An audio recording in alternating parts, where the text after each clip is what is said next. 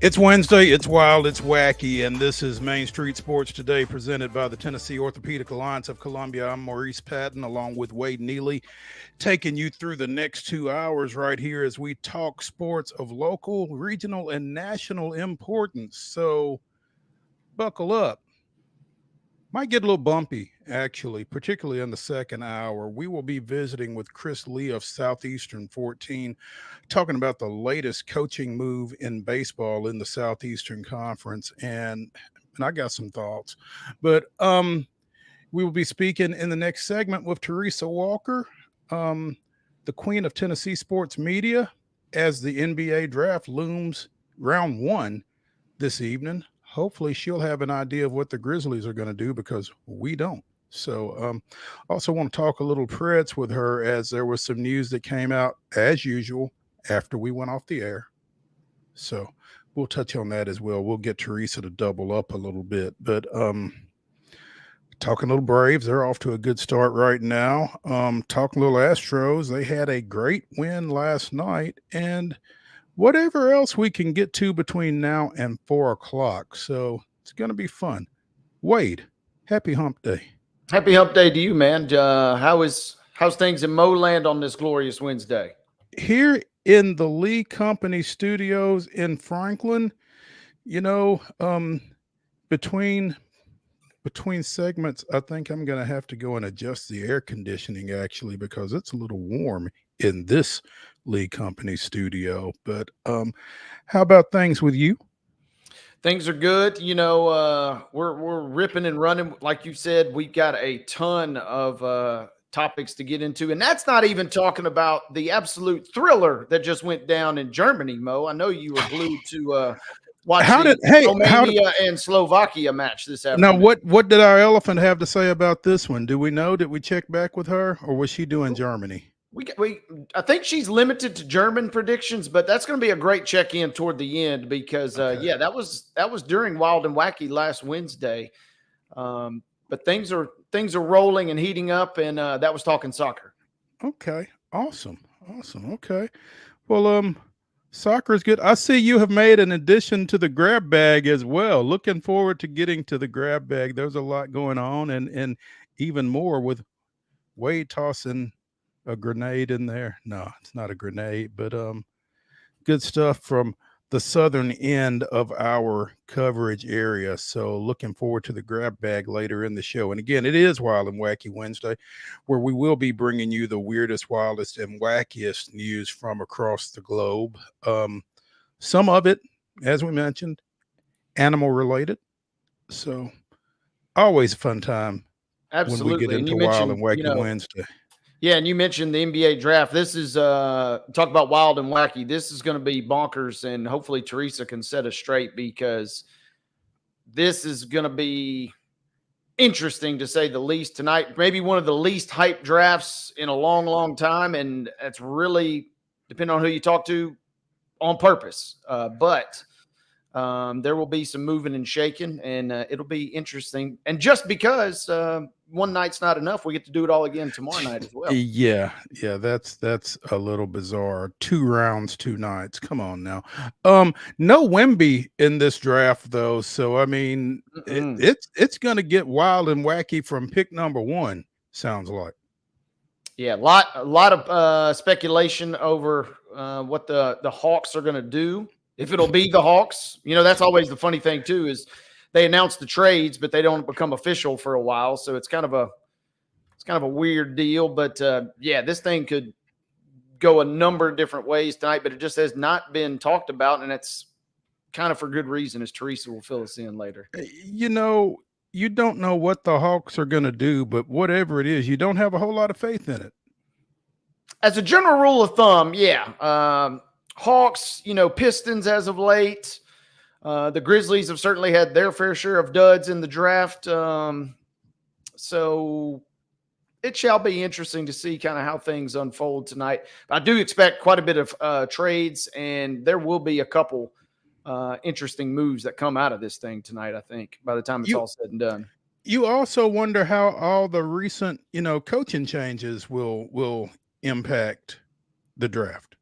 I mean, I don't know how much at this point, I'm not sure how much input coaches have in player personnel anyway. But I mean, with the late addition in LA and the late move in Detroit and different places like that, I would just wonder how much of an impact that will have on selections over the next couple of nights. So it's it bears watching. Some of the, I'll tell you what, Wade, some of these folks whose names will be called tonight and tomorrow night, I will be hearing for the first time. Oh, no doubt. They're even in with the COVID years that have kind of extended the careers of some of our college guys. Yeah, there's some familiar names that will get called out, but there's definitely always some. When you talk about the international flavor, you're looking at maybe not top 3, 1, 2, 3, but at least 2 out of the first 3 are probably going to come from overseas. And I'm not Fran Fraschilla, so I don't really just have a great feel on the international game, but some of these dudes can play, and some of them probably won't be playing more than a couple of years. Yeah, but they'll get paid. So at the end of the day, everybody gets paid. Secure the bag. I'm not mad at them.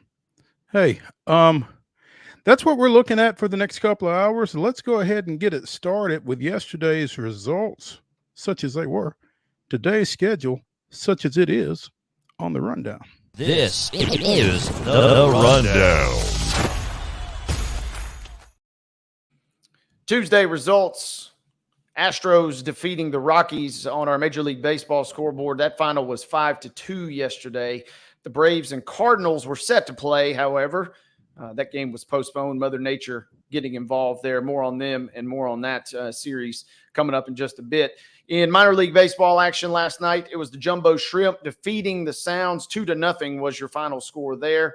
And a little bit more on this to follow as well. The Minnesota Lynx did win the Commissioner's Cup last night on Amazon. It was a 94-89 victory versus the New York Liberty to cap yesterday's scoreboard.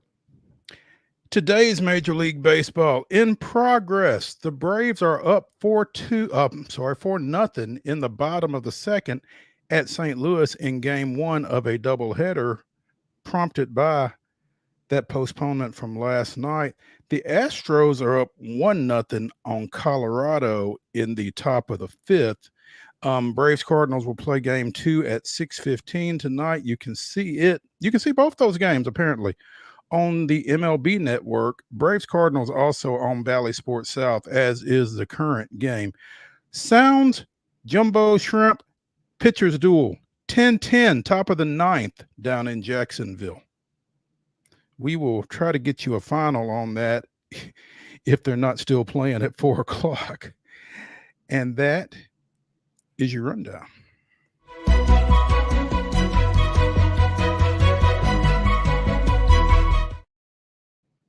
Your top story brought to you, as always, by Piggly Wiggly in Neely's Mill in Columbia. Be sure and check them out for their delicious daily deli lunch options available until 6 o'clock, as well as their hand-cut meats. And everything is cost plus 10% at the cash register. Piggly Wiggly, Neely's Mill, Columbia, bringing you our top story. And as Wade mentioned last night, the Minnesota Lynx defeated the host New York Liberty 94-89. I put host in quote marks because this game was not played at the Barclays Center where the Liberty typically plays their home games. It was instead played at UBS Arena in Elmont, New York, which is home of the New York Islanders. And apparently this was an issue for the Liberty. The Barclays is the site of the aforementioned NBA draft. And so it was being staged for tonight's festivities and tomorrow night's festivities. And Brianna Stewart, made sure to mention after the game, we worked really hard for home court advantage, and it would be nice if our home court was actually available before we choose the date that the event is going to be. Liberty was 5-0 in their Commissioner Cups games prior to traveling out to Long Island, playing in front of fewer fans, playing in an unfamiliar gym. Now, I think that kind of disrespects Minnesota a little bit, but hey, do you, Stewie? Nafisa Collier, 21 points, 6 boards, 3 assists, 3 steals for the Lynx, who, as we refer, or as Wade referred to yesterday, the Lynx will take home a $500,000 for that victory. Lynx led early. Liberty went up by double digits in the second quarter. Lynx came back and, again, secured the bag, 94-89, shooting 14 of 29 from behind the arc. That's going to win you a lot of ball games. And yeah, had a feeling that the Lynx would be able to show up and play well, and it looks like they did. I didn't get a chance to watch any of this game last night, unfortunately. As much as I hyped it up yesterday, that plan went sideways in a hurry once we went off air. But I hate when that happens. Yeah. The Lynx, they're a worthy champ, and I'm reading more into the situation, and this is obviously pure speculation, but New York Times had an article, that the NBA, and obviously by virtue of that, the WNBA, they kind of knew this was a possibility, right? You kind of knew that your draft was set. You also kind of knew that the Liberty won last year's Commissioner Cup, and they were going to be one of your favorites to repeat and therefore host, but it didn't pan out. And something that I had never really thought of, Mo, but this is again a couple weeks ago on The Athletic, is why would you not have this game potentially? All right, if you can't have it at your perfect home court advantage decided venue, at that point, why not maybe have it at a neutral venue, perhaps like one of their expansion markets, Golden State and Toronto, the two newer franchises. And then this article goes even a step further. Or do you go or explore somewhere like Portland, Denver, or Nashville? Someplace where there's not WNBA at all. Right. Well, where they're in the mix. Right. And that's when Nashville kind of comes into the equation here in this article. So I'm kind of up. I get it. Obviously, you want to host it and you want to have it in your home gym. And this could have been sorted out probably a little bit better, obviously. But if it's not going to pan out that way, it would have been really cool. I mean, it would have been nice. I would have tried to scoop a ticket to see the Lynx and the Liberty last night at Bridgestone Arena. I mean, I wonder where the Liberty would rather have played. Would they have rather played in a home court situation, or would they have rather played in a purely neutral situation, like you say there? And it's interesting. And I mean, Brianna seems quite grudgeful that they weren't playing on their home court. But I mean, schedule being what it was, that wasn't. It doesn't seem that was an option. Yeah, maybe she's just maybe not a fan of Long Island in general, and maybe just say, you know what, I'm trying to steer clear of there as much as possible. I don't know how she ranks those boroughs, but maybe she just didn't really feel like heading on out. So I'm not totally sure there. Or she just felt the need to kind of point out the short-sightedness of the WNBA, which is it's kind of the latest in a series of missteps or perceived missteps among WNBA players, I guess. So it just really struck me as an interesting reaction. I think so too, and you're right, and that's probably the rationale for her comments. It's kind of point that in the right direction, but I mean, the interesting thing is, we're not talking about a one-off event. This is one of the NBA, and like I said, therefore perfectly dovetailed in with the WNBA. This is one of their signature events. So I see the need. It probably could have been avoidable, no doubt. And you probably could have played it after the draft and avoided this. I don't know. I don't know, but Stewie ain't happy, like I said, and got beat. Maybe a tiny bit of sour grapes too. Who knows? But the Lynx have been sneaky good all year. They have. They improved. They go on the road and win again, quote unquote road, as we've said. That's massive. Improved to 13-3 with that win, second in the league behind the 15-3 Liberty. So that was the Liberty's third loss of the year. The Lynx become the fourth team in 4 years to win the Commissioner's Cup. Seattle won it in 21. The Aces 2 years ago, and of course the Liberty last year, as you mentioned. The Aces, by the way, not great. 8-6, fifth place in the 12-team WNBA right now. A couple of games ahead of the Mercury. 2 games up in the loss column. They each have 8 victories. So, I mean, the Aces right now are behind the Liberty, the Lynx, the 13-3 Sun, the 10-6 Seattle Storm. And again, just ahead of Phoenix, who, started rough, but have seemed to kind of iron some things out. So we'll certainly bear keeping an eye on there.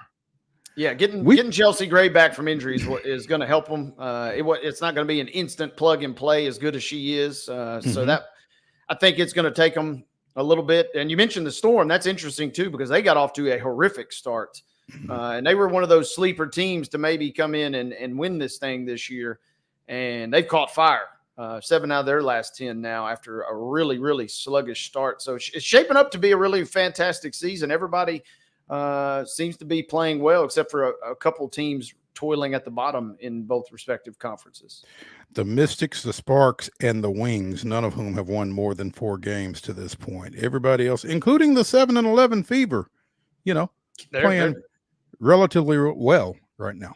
So they've turned it on. Yes, 6 out of their last 10, and if on paper at least started to play well, and just missed that loss as we discussed yesterday on Sunday to the Sky, blowing a big lead late. Yeah. When we return to the Lee Company studio here on Main Street Sports Today, presented by TOA of Columbia, we'll be joined by the queen of Tennessee sports media, TERESA Walker, hopefully giving us a little insight into the Grizzlies' approach to tonight's first round of the NBA draft. And again, talking a little hockey as well. So stay tuned when we come back after this break.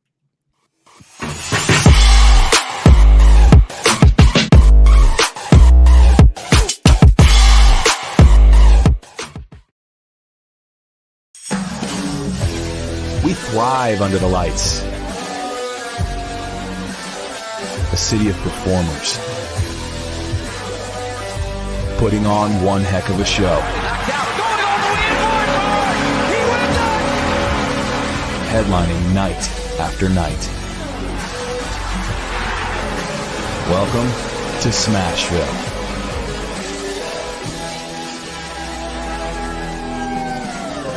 Whether you're an athlete or a weekend warrior, when it comes to your performance, don't settle for anything less than excellence.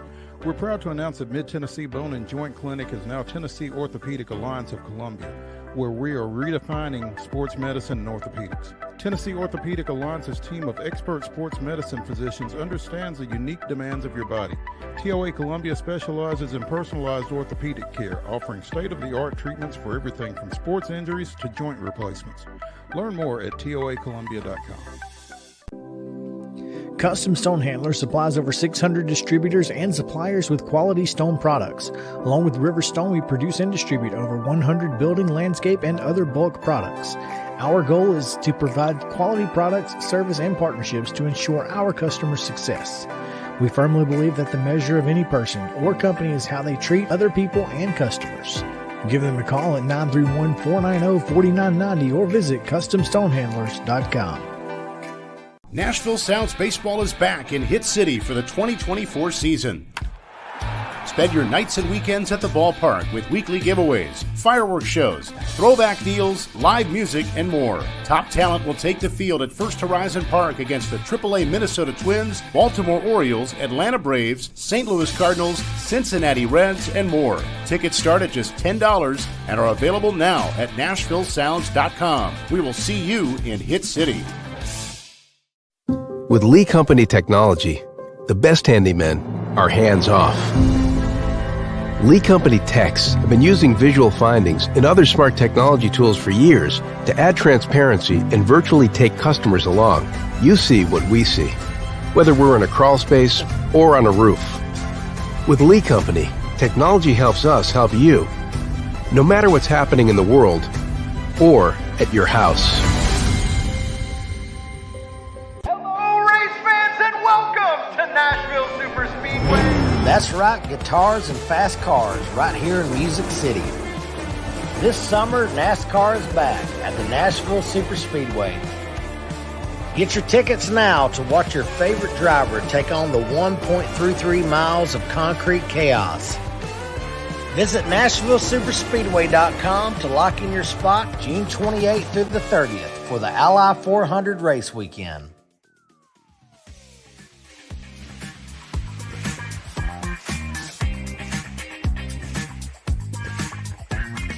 I'm Maurice Patton. That's Wade Neely. We are Main Street Sports Today. We are brought to you by the Tennessee Orthopedic Alliance of Columbia, coming to you from the Lee Company studios of our respective abodes, and it is Wild and Wacky Wednesday. And so who better to have on than the queen of Tennessee sports media, TERESA Walker of the Associated Press, because we are anticipating that tonight's first round of the of the NBA draft may be a little wild and wacky, TERESA. Well, considering that it feels like the WNBA draft was just yesterday, and think about this. The bottom half of the year and the expansion of the SEC starts Monday, and it's July 1st. It feels like in these first 6 months, we've lived a year already. At least it does for me. So, and yes, it could be the first time that the NBA has gone to splitting its lengthy 2-round draft into 2 nights. They're, stealing a page from the NFL. Okay. Milk it for all it's worth, right? Apparently, but what's weird is tomorrow's going to start. It's not in prime time, the second round. It starts at like 4:00 Central, as I understand it, tomorrow afternoon. So it's like I don't quite get what they're doing. It gives NBA.com something more TV, but and then the fun thing will be this. My job tonight is I'm helping with our coverage from the home office and not going down to Memphis. Clay Bailey, who has been covering Memphis sports and helping the Associated Press cover Memphis sports since before I joined AP. And yes, the next time we have a ballot for the Tennessee Sports Writers Hall of Fame, he's going to have my vote again because I know what he has done helping cover Memphis sports quietly for the entire country and the world. But he's going to be there in person, and they're 9th on the list, but the speculation is, do they try to trade up and get a big man? Because that's what they need. They don't have Steven Adams anymore. They got rid of him back before the trade deadline, and he had been hurt and hadn't played for them since late January of last year. They've got Brendan Clark coming back off of a torn Achilles. They got him back late in the season, so they know he's healthy, but he's at best a guy that can come off the bench and give you minutes when you want to kind of go with a small lineup. They need a big man to help Jaren Jackson Jr., to help John Morant, Marcus Smart. For everybody who forgot what this team has, this is the team that had the number 2 seed in the West in consecutive years and then just couldn't get past the second round. And so they are now healthy. And there was a podcast yesterday. I'm not even sure who Marcus Smart was with yesterday that I saw yesterday, and him talking about how, it's like you'd seen the highlights, you'd seen the video of Ja, but to see him jump in person, and he's like, throw it, I can get it. And he's like, I'm not sure. And it's like he's got trampoline legs. And it's like, I'm going to use that at some point. I'm just going to steal it. Sorry, Marcus. But they need a big man to make that offense work. So I've seen all the mocks. I've seen our mocks, which has had, Tennessee's Dalton Connect as the easy plug and play, plays defense. That's thanks, 1 year at the Rick Barnes defensive finishing school. But they need a big man. And, the big move last night, people were like going, whoa, with what the Knicks did with the Nets. And, there was reports at one point that the Grizzlies were thinking 4 first rounders or something to go get Mikal Bridges. And the Knicks gave up 5. It's like everybody was like, whoa, the prices have gone insane. The thing, Grizzlies have a lot of draft stock piled. For a long time there, they were like, they had nothing to play with. And they are finally clear. The Jeff Green first rounder that was sent to somebody else was kind of the last thing that cleared their deck, so to speak. Zach Kleeman has got ammunition to work with. And I will not be surprised if he goes up to 6 with Charlotte. Does he go up to 5? I think that's Boston at that spot. So stay tuned. I mean, that's the thing. They need something. They know that their window is now.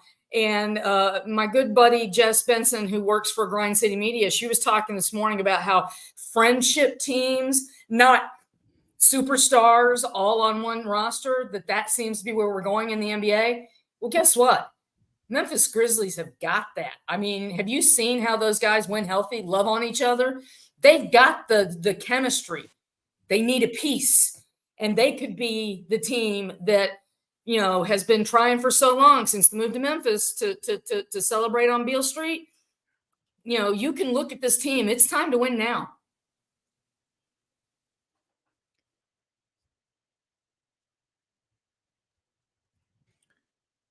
Sorry, I was muted there, Teresa. I was wondering, do the Grizzlies, if they do make a move, is there any scenario where they don't try and trade up to get, if they pick anybody other than Klingon at that point? Because it seems like in a draft where so many teams are kind of, we're not sure what they need or we're not sure what they want, it seems like the Grizzlies have been pretty well intentioned. Hey, we need a big guy. We need one now. Yeah, it's almost like the bat signal is being shown into the air from FedEx Forum, right? I mean, for everybody that's picking them at 9 and going with a shooting guy, and a guy who can hit threes, yes, I understand, but and they do, and the problem is they've got so many guys on that roster. It's got to be somebody that they need, and a big man is it. Now, I know that Donovan Klingon talked about how he's worked out for the Hawks. But I mean, right now it feels, take it for what it's worth, but it feels like it's going to be a Frenchman for a second year going atop the NBA draft. I know is Alex Sarr, Rissar Shea, one of those two guys. And yeah, watch out. I'm 3 weeks from today. I leave for France for the Olympics, and I'm helping cover basketball. Humble brag. And I'll be giving a little bit of help to the guys, on the men's side, mostly helping on the women. But France is coming. They're coming on the women's side, but they are certainly coming on the men's side. Tony Parker, it's almost like he led the way to the NBA for French players, and Victor Wembanyama, and now it's one of those two guys seem to be one and maybe two going off the board tonight. So that's what's going to be so interesting about this draft is, is it Klingon? Does he actually, break the French hold at the top of the draft? And does he go to the Atlanta Hawks, who, guys, had a 3% chance of getting the number 1 pick, and they got it. So they're not going to be buying a lottery ticket anytime soon. They won that in the draft lottery already. And it was fascinating that the Hawks win the draft with such little odds in the year where it seems like there's so much uncertainty, right? This feels like maybe the least exciting or the least surefire draft since maybe all the way back in 2013 when Anthony Bennett kind of went that crazy shock at number 1, to me at least, Teresa. Well, exactly. A year ago, everybody knew that it was going to be Wembanyama at number 1, right? And the year that Zion Williamson came out, everybody knew he was going number 1, which is why when the Grizzlies, and guys, their only true draft luck came in 2019 when they somehow managed to move up to 2. And having covered and written about Ja Morant and gone to Tennessee Tech and watched him in person, it's like, oh, I got to flash what that young man could be at the NBA. By the way, he had a camp over the weekend in Memphis, told the local reporters there that, he should be good to go in 2 weeks from his rehab from shoulder surgery. And, and the best thing is, haven't seen him on IG Live. Hallelujah. Thank the Lord. But, the fact of the matter is, I think he's thirsty and he's hungry and he's tweeting about the draft. So, I mean, everybody in Memphis is watching to see who they add because they can't wait. And it's going to be interesting because we don't know who's going to be at number 1. And I still think that before it's said and done, if Ja does what hopefully Ja does, I still think that that draft 2019 could end up along the Sam Bowie lines, because I'm sorry, Zion's going to have to prove to me that he can stay healthy and slim down and available for more than one season. TERESA Walker of the Associated Press joining us here on Main Street Sports Today, presented by the Tennessee Orthopedic Alliance of Columbia. As we mentioned, Atlanta with the number 1 pick as of right now. Washington number 2. Houston just got Brooklyn's number 3 pick in a trade last night. San Antonio picking 4th and 8th. Detroit 5. Charlotte 6. Portland 7. Again, San Antonio at 8. The Grizzlies at 9, and Utah rounding out the top 10. And again, there is no clear-cut number 1. I don't even know if there's a clear-cut number 2 behind that. So it, as Wade was saying, it just feels like Atlanta's luck that they would get the number 1 pick in this draft.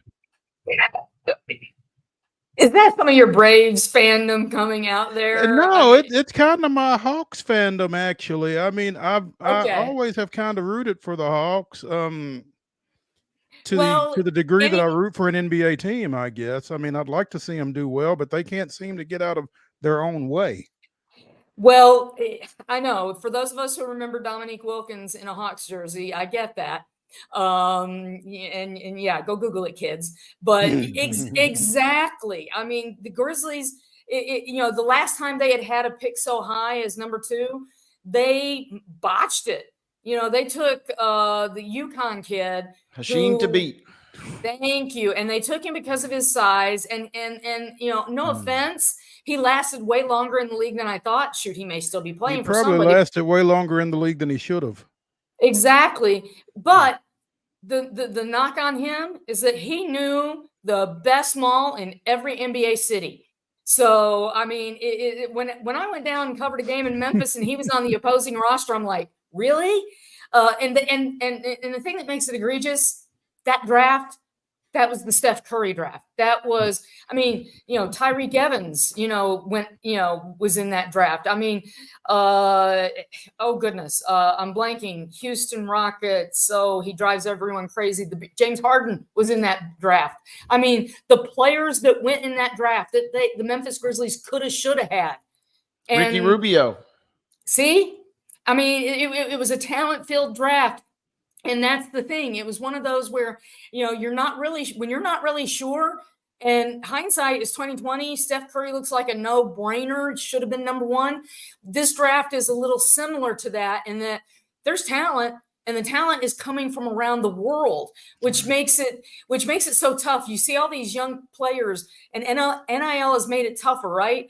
I'm going to go test my skills at the NBA, camp and see where they. Where did Tennessee Vols benefit?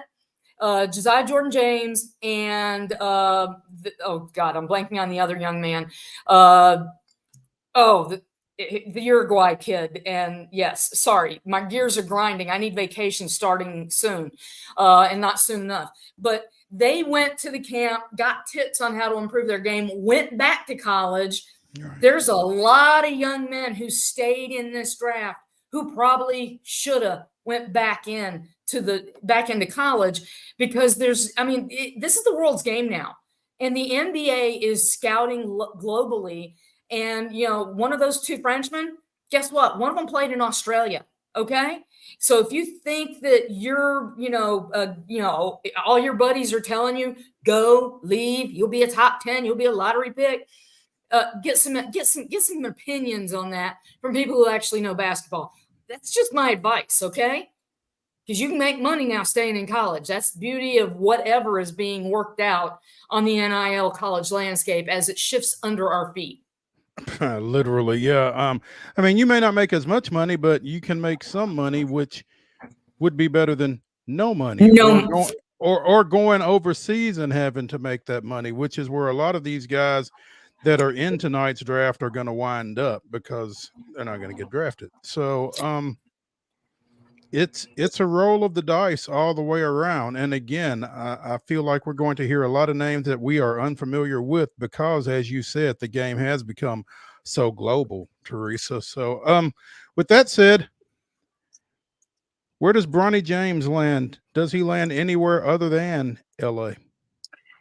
That is such a great question. I mean, I wouldn't draft him. I mean, I'm sorry. No offense, but it's like, from what I've read of the people who've looked at him, and then you have the the heart issue last year. It's like, and I'm sorry that I've not seen too many guys come back from that and have, pro careers. It just in any sport.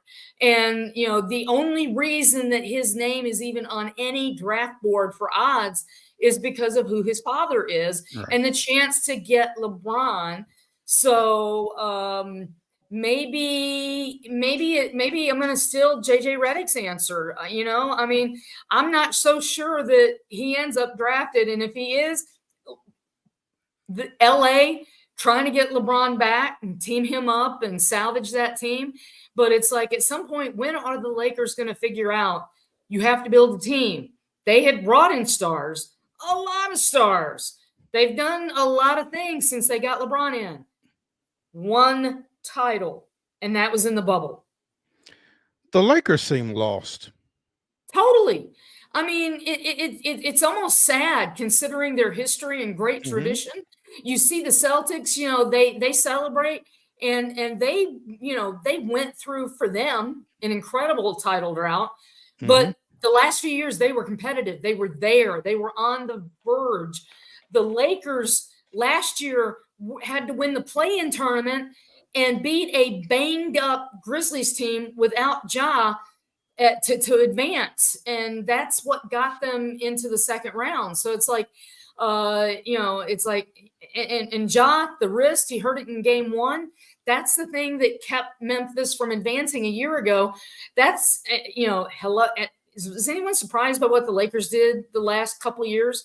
I mean, it's almost like they're searching for the mirage of what they could maybe possibly be, hoping that they can build it around LeBron. And LeBron, sorry, this Olympic team, it is filled with stars, not many young stars. Steph's going for the first time. LeBron's going. He wasn't there in Japan a couple years ago. It was the Durant show. Kevin Durant playing Captain America, leading the U.S. to gold. There are a lot of old guys there. So I think that the Grizzlies, with as young a roster as they've got, that's going to give them an advantage because none of their guys are going to Paris. They get to work on their game, heal up, and be ready for when the season starts. These other guys, they're going to need a breather because, no offense, the older you get, you don't bounce back like you used to. Good point. And Teresa, I'm curious. We've mentioned the Lakers with Bronny James, of course, but if you're an NBA exec, and I'm curious your opinion on this, a second-round pick, do you just take a flyer if you're a team and say, hey, LeBron has expressed publicly that, he would love to play with his son? Do you beat the Lakers to the punch? And, if you burn a second-round pick, picks are dime a dozen. Do you take a chance, if nothing else, for the marketing appeal? Maybe your team doesn't even end up that great, but for the marketing appeal of maybe getting those two paired together one day. Well, paired together one day, the clock is ticking on LeBron's career. Okay, let's be honest about it. As amazing as his season was this year, Father Time is getting ready to tap him on the shoulder because Olympics, playoffs, the mileage on his body is going to take a toll. Tom Brady, I mean, yes, he may be the Tom Brady of the NBA and able to continue playing into his 40s at that level, but it just feels like Father Time's going to tap him on the shoulder. So it's going to have to be a team that's got a second-round pick that they can throw away, and they better have cap space and to sign LeBron. And then thirdly, they need to be able to say, we do have these pieces and can be competitive for X, Y, Z if you're going to get LeBron to come play with his son. I do think it has to be a team that that at least can say, we're in a division, we're in a conference, we can compete. And maybe it's in the East again. We'll see. And I say that because the West seems absolutely stacked and has been for, well, shoot, as long as I can remember. And the fact that, yes, I know Boston won the title, and did so in an amazing fashion with an almost impeccable road record. But, hey, they've been knocking on the door. They kicked it in. Let's see if they can do it again. Teresa, before we let you go, as we mentioned at the onset of the show, there was some hockey news that came out after we went off the air yesterday. David Poile and Shea Weber among 7 set to be inducted into the Hockey Hall of Fame in November. Weber, a former Predator, obviously, leading goal scorer amongst defensemen during his career. And Poile speaks for himself, both in the NHL and at the international level. I mean, just kind of flesh out those 2 inductions. David Poile, I'm sorry. I thought he should have been inducted last year. I guess they wanted to make sure he was completely off the job. And, officially his last day on the job was June 30th here in Nashville during the NHL draft. So I guess they wanted to wait. Winningest GM in NHL history, more games than any other GM in NHL history. His work with Team USA, he's the guy who he was an assistant GM for the team that took silver in that overtime loss in Vancouver. I was there. I was watching that game from the press center. And I mean, I still remember Ryan Suter in the corner, dejected, devastated by that overtime goal by Sidney Crosby. 2014, David was the GM of that team that went to Sochi. And the only reason that David wasn't there is because, an errant puck hit him and, hit him in the eye and kept him from being able to travel to Russia for that game. I mean, standard bar none that the NHL would hope for. Plus, added bonus, he built a franchise from the ground up to a Stanley Cup finalist and Western Conference champ in 2017. Also, just the nicest guy in the world. Shea Weber, I had questions. People asked me yesterday, how did he get in? Because Predator fans have this, it's almost been like this ghost waiting. It's like, are we going to get on the hook for what's left of Shea's contract? And the reason he is in, it has been 3 years since Shea last played a game. It's kind of the Chris Pronger precedent that was set back almost a decade ago. So that's the thing. Because of his injury, the long-term situation that he's in, and I know, technically it felt like he was still on the now Utah Hockey Club roster, but, and there are some people who had an issue with him being a first ballot essential guy. But if you watched him play, again, Pekka Rinne's got the statue out there, but, if not for the trade for PK Subban, if Shea had finished his career in Nashville, he would be the guy with a statue out there. And I wouldn't be surprised if they put one out there for him anyway someday. Teresa Walker of the Associated Press joining us here on Main Street Sports today, presented by the Tennessee Orthopedic Alliance of Columbia. Teresa, we appreciate you as always, and look forward to catching up with you. Well, I don't know if we'll catch you before you head to Paris. When do you leave exactly? 3 weeks from today. So, and I will say I've tweeted out and I've shared it on my personal Facebook page. We're going to have an AP Olympic newsletter. You can sign up for an AP Sports newsletter so that you get all our best news delivered straight to your email. But trust me, you want this Olympic newsletter. My colleagues are the best in the world at covering sports, especially covering the Olympics. And sign up, baby. You're going to love it. Right to your email box. Where do you go to sign up, Teresa? Well, I knew you were going to ask me that. Well, you can't tell people to sign up and not tell them how. I know. Give me 1 second. I shared it just a little while ago. but then I am a massive tweeter. So let me scroll back real quick. And I was at the NASCAR event earlier today too. So there you go. That doesn't help. I should have been ready. I am sorry. Okay, here we go. It's the AP newsletter. Go to apnews.com, click newsletters. You can sign up for everything you might want. Postcards from Paris, news, the afternoon news. Think of it as for us old folks, the PM's edition. If you want religion news, but SportsWire, you can get the AP Top 25 poll delivered straight to your box and not have to go searching for it, so that you can see where Tennessee is when the AP Top 25 poll comes out in August.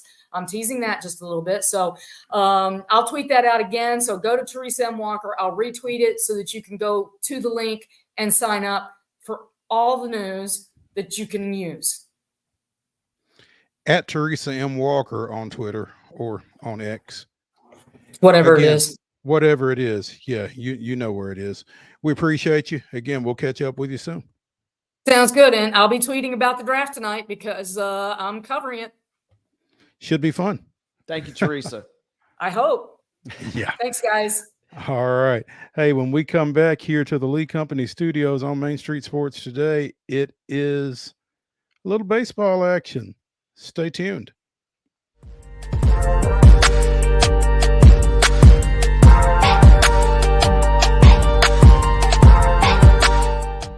Nashville Sounds Baseball is back in Hit City for the 2024 season. Spend your nights and weekends at the ballpark with weekly giveaways, fireworks shows, throwback deals, live music, and more. Top talent will take the field at First Horizon Park against the AAA Minnesota Twins, Baltimore Orioles, Atlanta Braves, St. Louis Cardinals, Cincinnati Reds, and more. Tickets start at just $10 and are available now at NashvilleSounds.com. We will see you in Hit City. Whether you're an athlete or a weekend warrior, when it comes to your performance, don't settle for anything less than excellence. We're proud to announce that Mid-Tennessee Bone and Joint Clinic is now Tennessee Orthopedic Alliance of Columbia, where we are redefining sports medicine and orthopedics. Tennessee Orthopedic Alliance's team of expert sports medicine physicians understands the unique demands of your body. TOA Columbia specializes in personalized orthopedic care, offering state-of-the-art treatments for everything from sports injuries to joint replacements. Learn more at toacolumbia.com. With Lee Company technology, the best handymen are hands-off. Lee Company techs have been using visual findings and other smart technology tools for years to add transparency and virtually take customers along. You see what we see, whether we're in a crawl space or on a roof. With Lee Company, technology helps us help you, no matter what's happening in the world or at your house.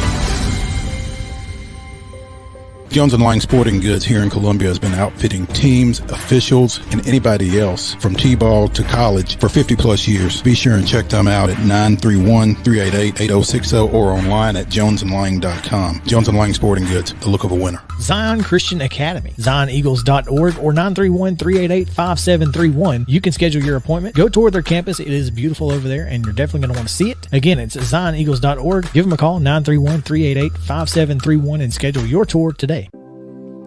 Custom Stone Handler supplies over 600 distributors and suppliers with quality stone products. Along with River Stone, we produce and distribute over 100 building, landscape, and other bulk products. Our goal is to provide quality products, service, and partnerships to ensure our customers' success. We firmly believe that the measure of any person or company is how they treat other people and customers. Give them a call at 931-490-4990 or visit CustomStonehandlers.com. Piggly Wiggly, located in Neely's Mill Shopping Center, is Columbia's locally owned and operated Cost Plus 10 grocery store dedicated to serving the community with low prices and smiling faces. Piggly Wiggly offers fresh, hand-cut meats daily as well as daily hot plate lunches from their deli counter. You're certain to see smiling faces and a helping hand when you're here at Piggly Wiggly. Come by and check out our fresh produce, high-quality meats, and more. Down home, down the street, we'll see you at the Pig.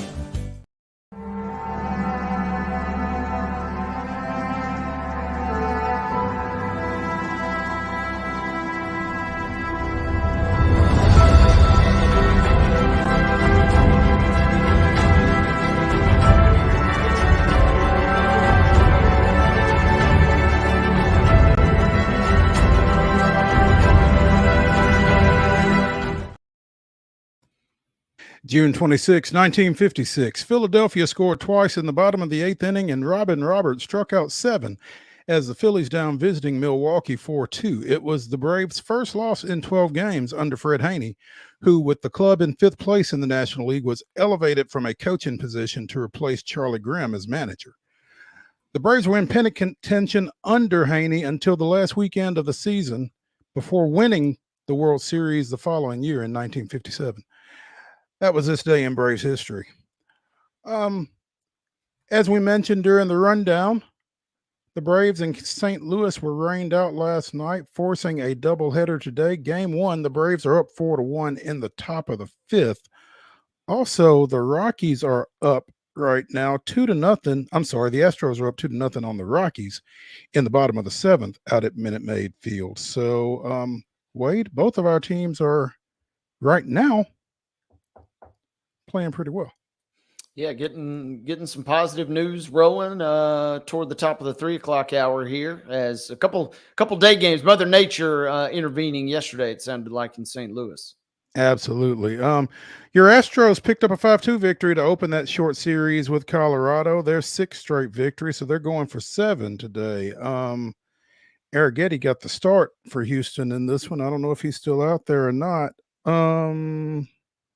He was pitching well early. No, he's finally, we talked a little bit about it yesterday about, sometimes these prospects, as talented as they are, unless you're Paul Skeens, usually you got to have a little bit of a learning curve. And Arrighetti, as talented as and high hopes as they had for him, he kind of struggled in his first couple of outings, but kind of baptism by fire, somewhat paying off. Yeah, he's already got 10 strikeouts on the day today. I know. I was just going to say he did not struggle today. 10 strikeouts through 7 full, just 3 hits, 89 pitches, 70 strikes.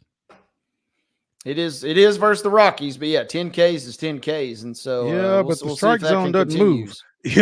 I mean, 70 strikes and 89 pitches. I think they call that pounding the zone. As we mentioned, Braves up 4-1.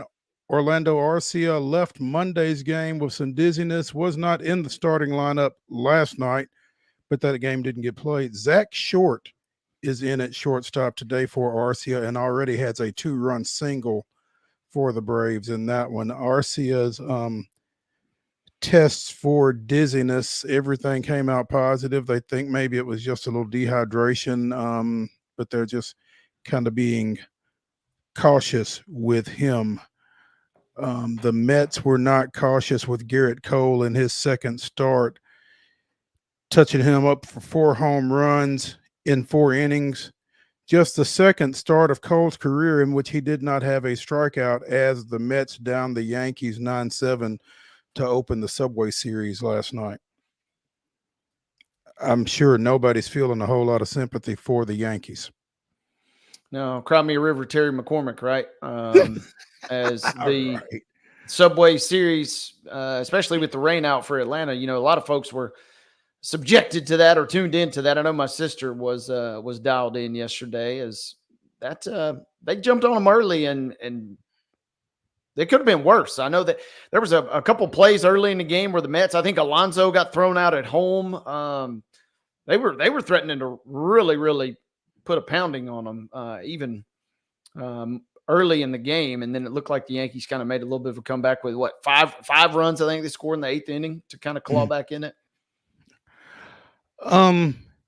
Milwaukee making some moves as their pitching staff has kind of, as we have talked so often on this show, been beaten up. Robert Gasser, the former Nashville Sound, out for the year with elbow issues, trying to avoid Tommy John surgery, I think. But they traded for veteran Dallas Keuchel, who had been at AAA with Seattle.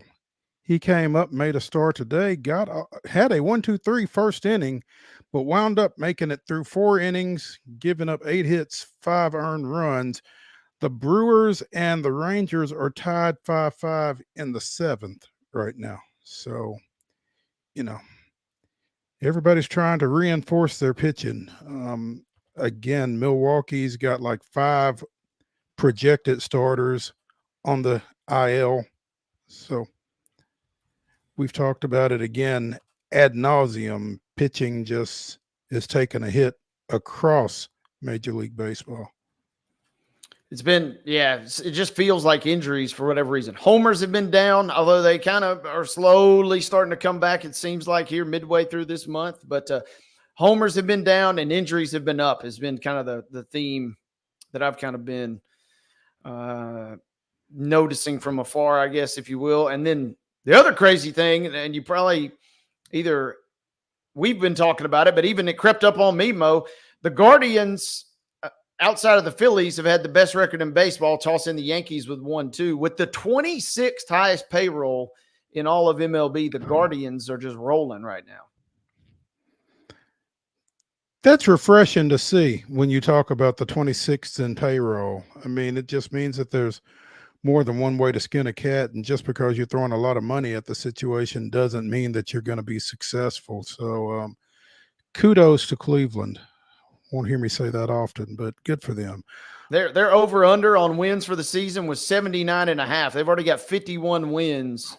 I think, and we're not even out of the month of June. Yeah, they feel like they're doing well. And we kind of laughed at that division in our preseason special months ago. And they got 3 teams above 500. Tigers are just below 500. And outside of the White Sox, that whole division's been pretty competitive this year. Now, I wonder if so many of those wins are because everybody's beating up on the White Sox. Now, that is something to be privy to, I suppose. Yeah. You're probably not familiar with this name unless you are a real seam head, but Hogan Windish, an infielder with the Arkansas Travelers, the AA affiliate of the Seattle Mariners, had a game last night. 4 for 4 with a walk and 4 home runs. Whew. Drove in all 9 runs in the Arkansas Travelers 9-4 victory over the Springfield Cardinals. Windish hit a grand slam in the 3rd, a 2-run shot in the 5th, and a 2-run shot in the 7th. Then a solo shot in the 9th. So he needed one more guy on base for one of those 2 runs for the home run cycle. But 4 for 4, 4 jacks, 9 ribs as Arkansas defeated Springfield 9-4. Drove in all 9 runs. That's Holy impressive. Moly. That's impressive. So 4 home runs in a game is the MLB record. It's been accomplished 16 times. 5 minor leaguers have homered 5 times in a game. So this guy had 3 home runs with 19 RBIs coming into last night. Wow. Yeah. So I don't know that this makes him a power hitter. Maybe he was just hitting for power last night. But anyway. Just you know what? Just move out of my way. I'm letting them rip tonight. Yeah, unbuttoning my shoes. Yep. Hogan Windish. Remember the name. That's going to do it for hour number 1 here on Main Street Sports today, presented by the Tennessee Orthopedic Alliance of Columbia. When we return to the Lee Company studios here on Wild and Wacky Wednesday, we'll be visiting with Chris Lee of Southeastern 14. Stay tuned after the break.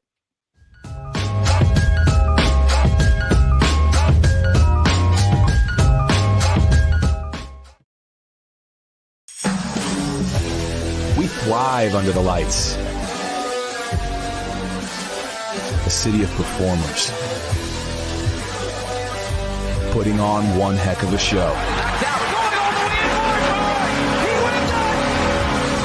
Headlining night after night.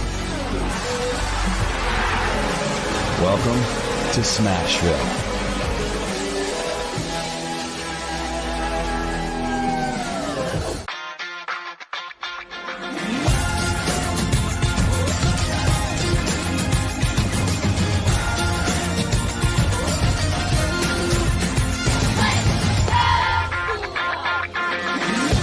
Whether you're an athlete or a weekend warrior, when it comes to your performance, don't settle for anything less than excellence.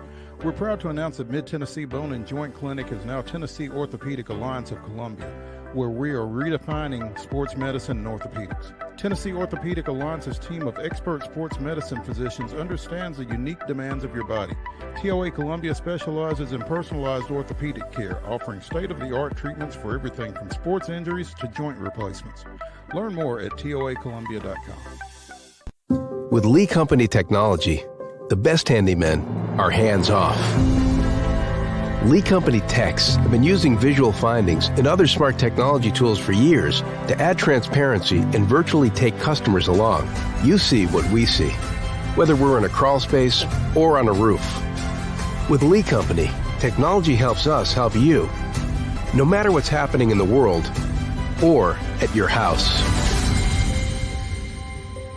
Jones & Lang Sporting Goods here in Columbia has been outfitting teams, officials, and anybody else from T-ball to college for 50 plus years. Be sure and check them out at 931-388-8060 or online at jonesandlang.com. Jones & Lang Sporting Goods, the look of a winner. Zion Christian Academy, zioneagles.org or 931-388-5731. You can schedule your appointment. Go tour their campus. It is beautiful over there, and you're definitely going to want to see it. Again, it's zioneagles.org. Give them a call, 931-388-5731, and schedule your tour today. Piggly Wiggly, located in Neely's Mill Shopping Center, is Columbia's locally owned and operated Cost Plus 10 grocery store dedicated to serving the community with low prices and smiling faces. Piggly Wiggly offers fresh, hand-cut meats daily as well as daily hot plate lunches from their deli counter. You're certain to see smiling faces and a helping hand when you're here at Piggly Wiggly. Come by and check out our fresh produce, high-quality meats, and more. Down home, down the street, we'll see you at the Pig. Nashville Sounds Baseball is back in Hit City for the 2024 season.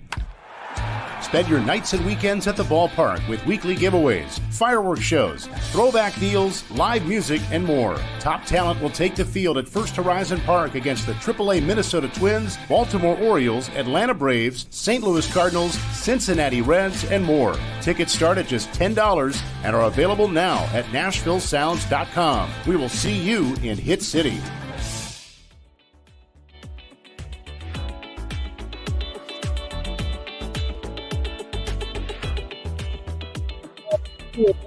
Wednesday here on Main Street Sports Today, presented by the Tennessee Orthopedic Alliance of Columbia, starts right now. I'm Maurice Patton, along with Wade Neely.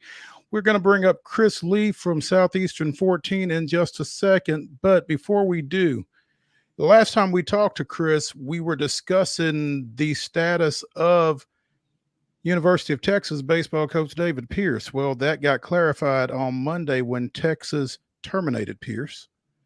And it became a little bit more clear yesterday when Texas hired former Texas A&M coach Jim Schlossnagle. Now, Schlossnagle was asked in the aftermath of A&M's loss to Tennessee in Monday's championship game what his status was or what his reaction was to being connected to Texas, and he pretty well scolded a guy for asking him about it.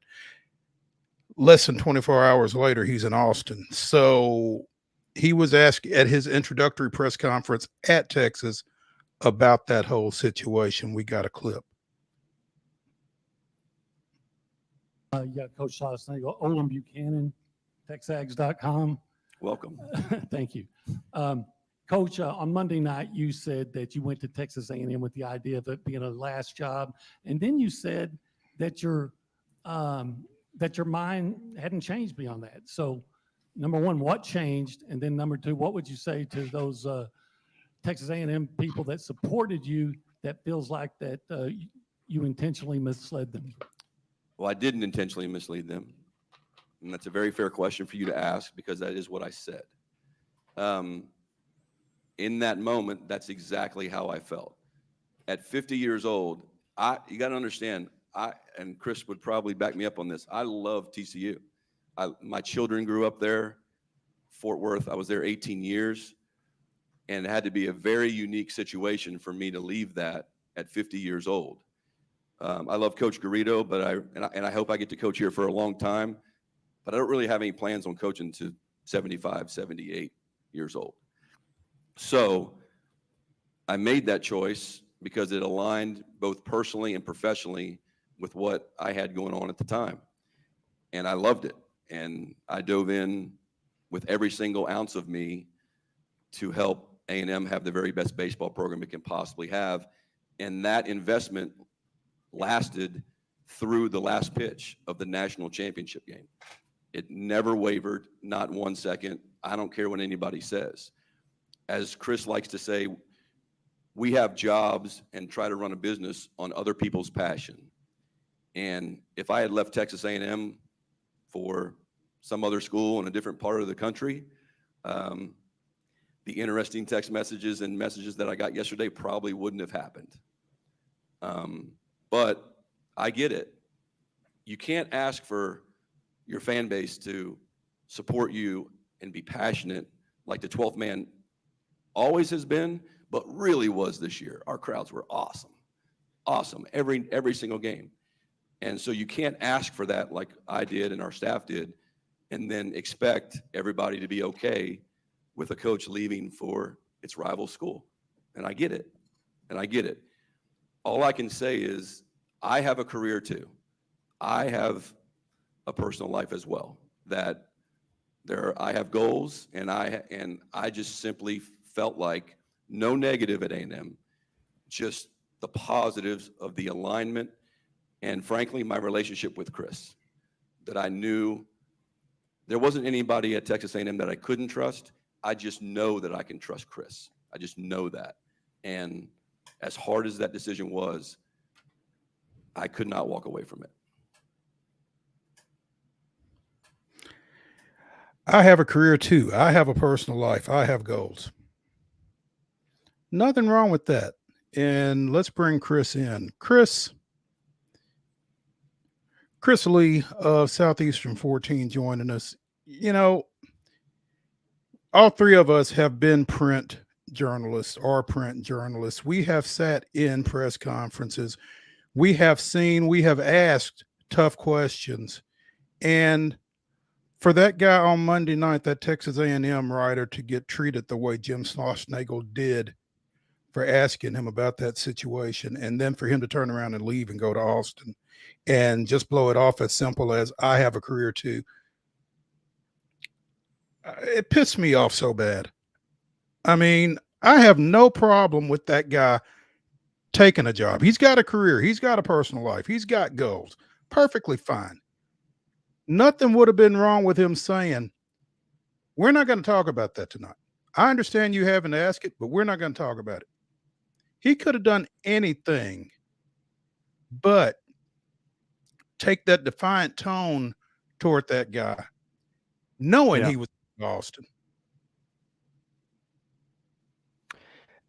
Just say, look, it's a no-win situation. I think you can recognize that, right? I mean, you're not going to say, hey, look, I've taken the job at Texas. See you later. That's not appropriate.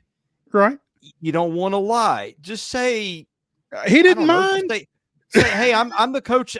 Well, that's true. I'm the coach at Texas A&M. We just played a tough baseball game. We just lost a national title game. We had our hearts rip out. I'm here to talk about Texas A&M. Listen, well, you're not lying. Everybody, are people still going to be ticked off at you later? You bet they are. And that's going to go along lines of whatever colors you wear. But at least nobody can have that on you.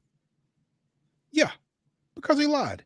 And not only did he lie, but he tried to make that guy look bad for asking. Right. And I think that's what I take the bigger issue with. Well, look, we've all been in one of those spots where you've got a question you feel like you need to ask, but at the same time, you just lost a national title game. You got kids that I get that it's delicate. Mm-hmm. And it's hard to know what to do, how to time. I mean, we've all been in that spot where like, boy, this is awkward no matter what. But don't do that.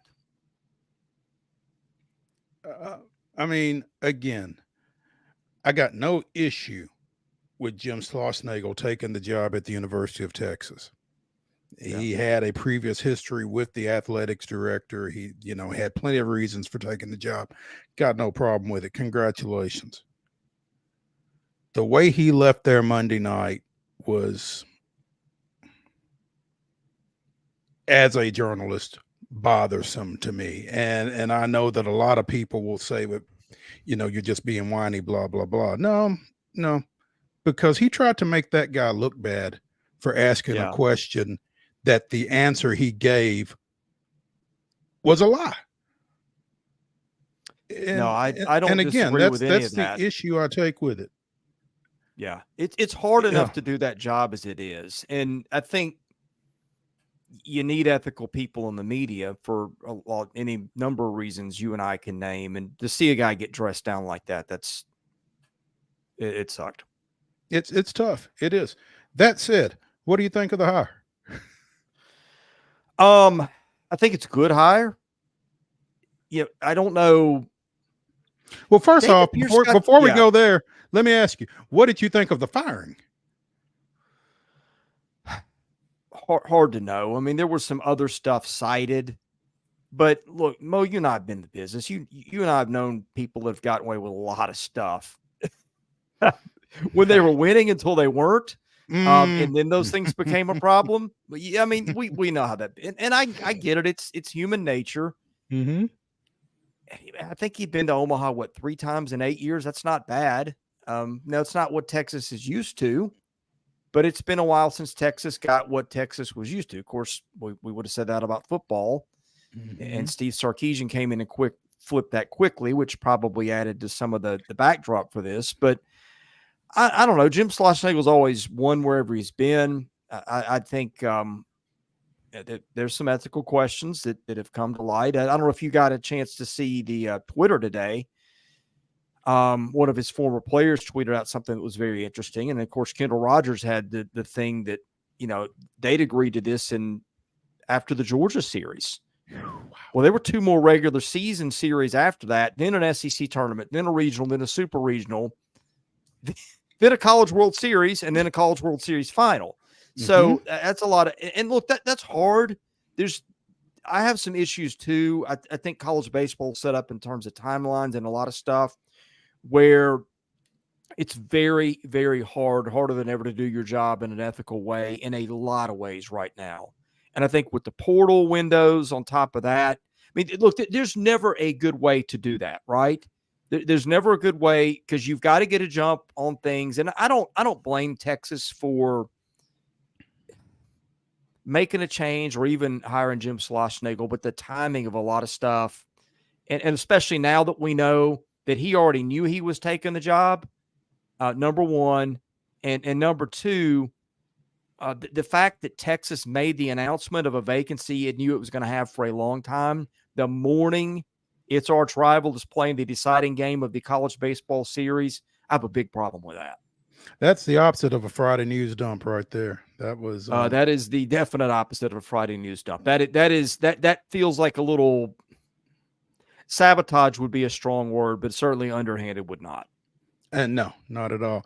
And Chris, when you talk about the timeline and when, who knew what and that kind of thing, have you seen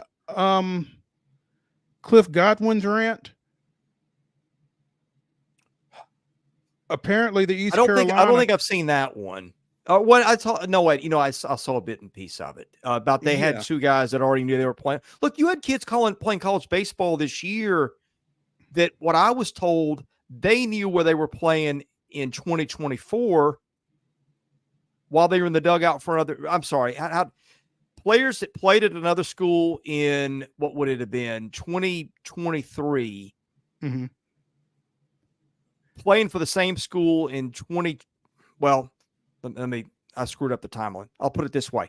Players that played a season for a school knowing they were already agreed to play another season at another school. How's that?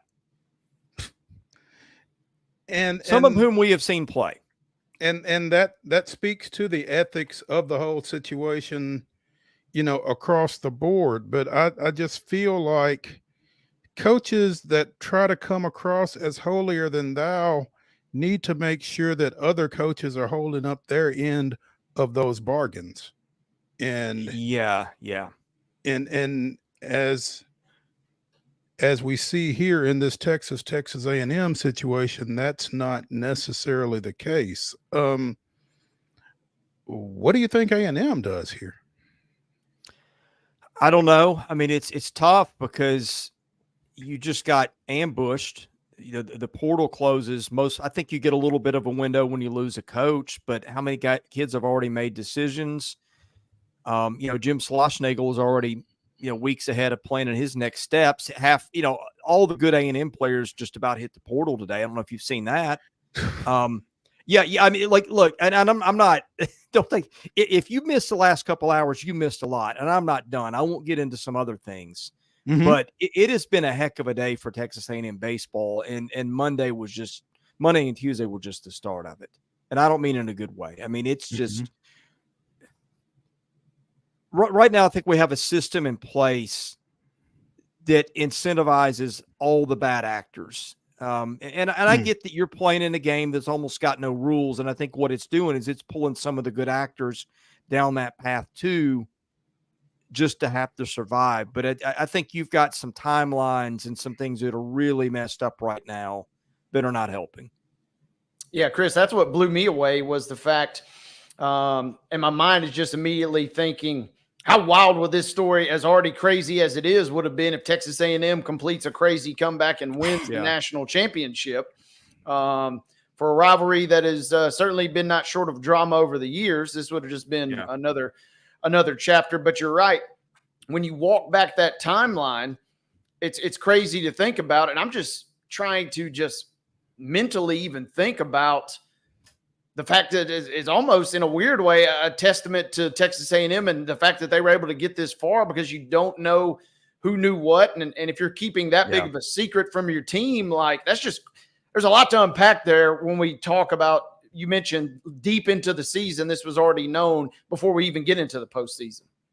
Well, and that aside, the guy did a good job because he lost maybe his best player during the tournament. He lost one of his top 4 pitchers during the tournament. That might have hurt even more than losing Braden Montgomery. And even with all that, they still got here and lost by a run.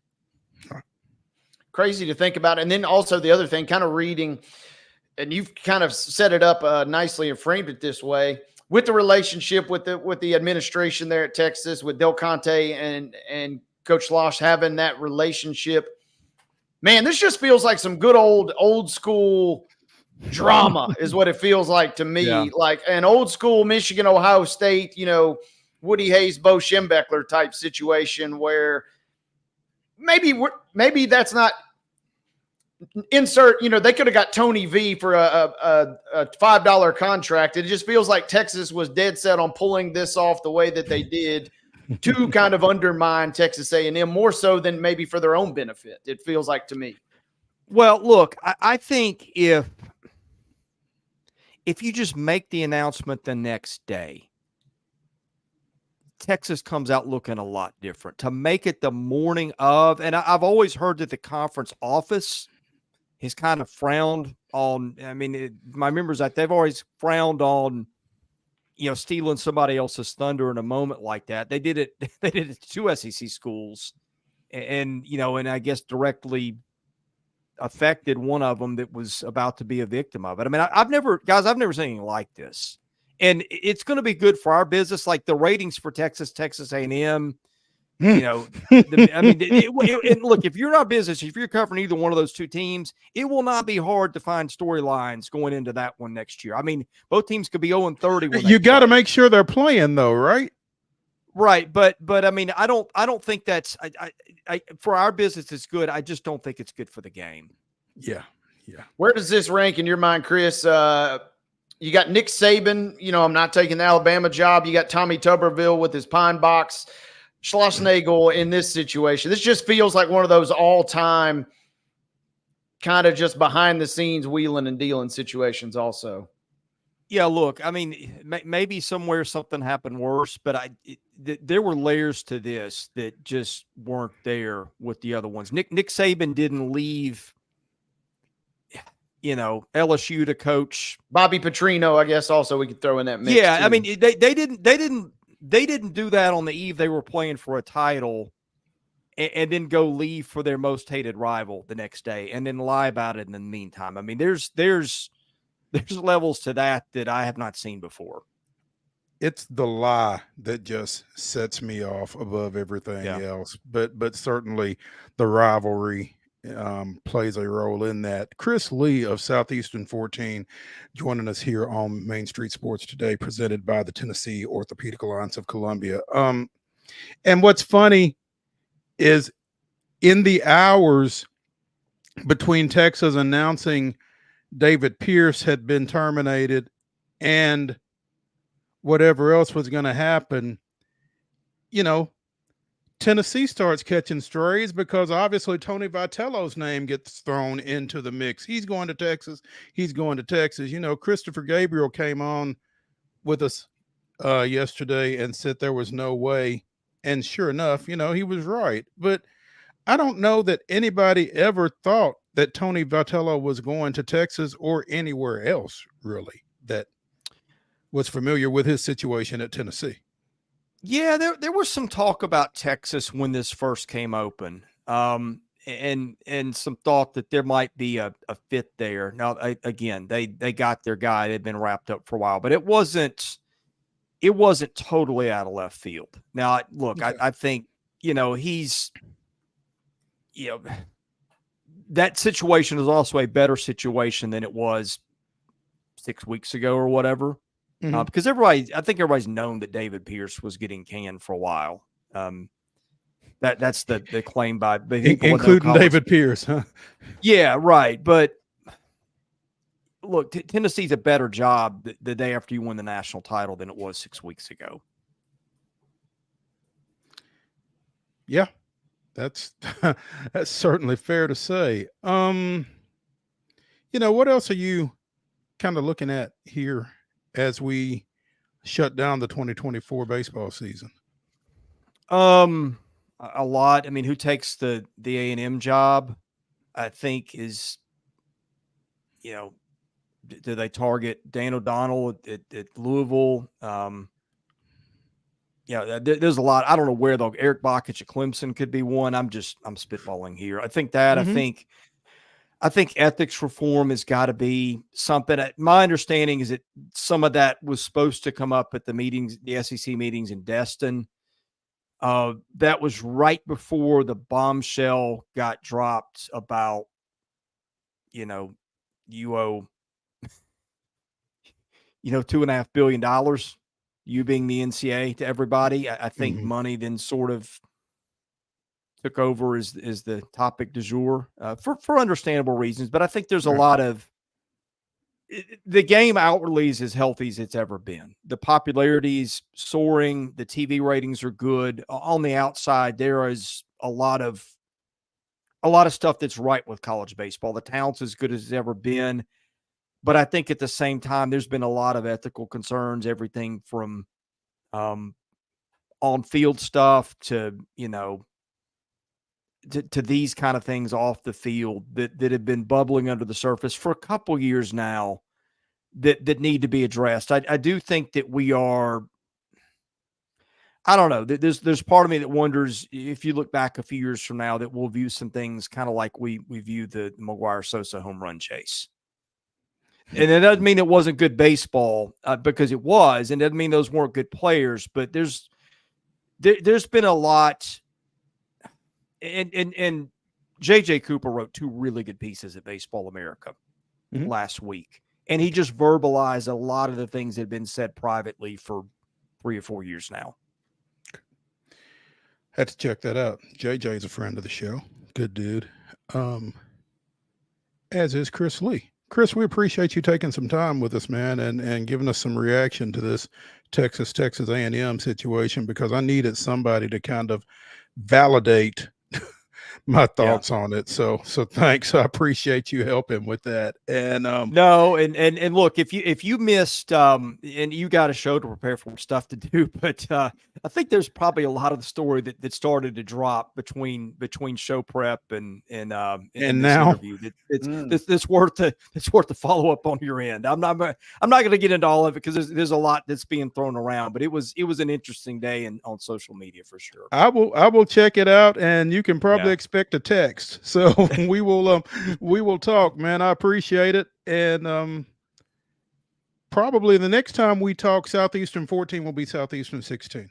So I'm pretty sure about that. Yes. Congratulations on the pending arrival, and we will look forward to the changes on Twitter and in other places. So, hey, thank you so much for having me. Thank you for joining us, Chris. We'll talk to you soon. Thank you, Chris.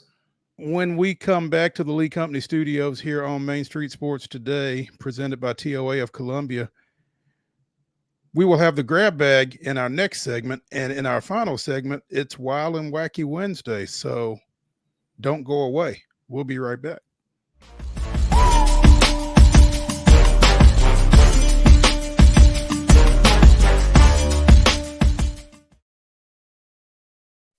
With Lee Company technology, the best handymen are hands-off. Lee Company techs have been using visual findings and other smart technology tools for years to add transparency and virtually take customers along. You see what we see, whether we're in a crawl space or on a roof. With Lee Company, technology helps us help you, no matter what's happening in the world or at your house.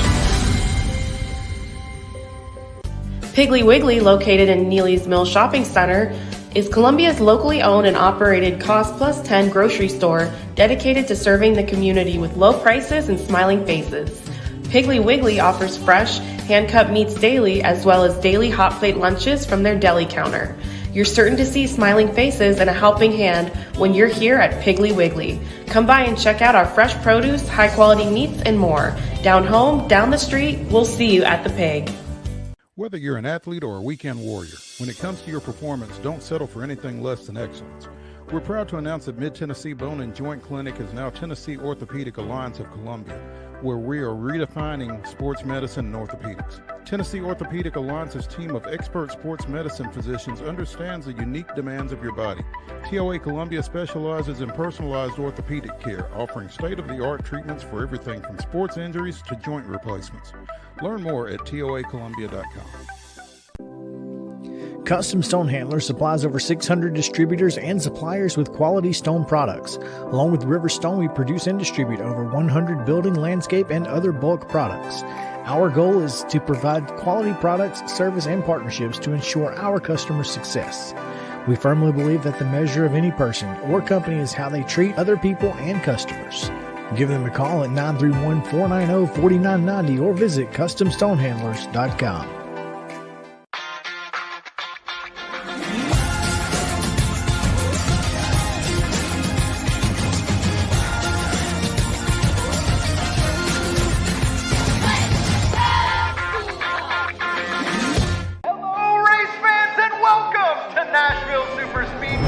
That's right, guitars and fast cars right here in Music City. This summer, NASCAR is back at the Nashville Superspeedway. Get your tickets now to watch your favorite driver take on the 1.33 miles of concrete chaos. Visit NashvilleSuperspeedway.com to lock in your spot June 28th through the 30th for the Ally 400 race weekend.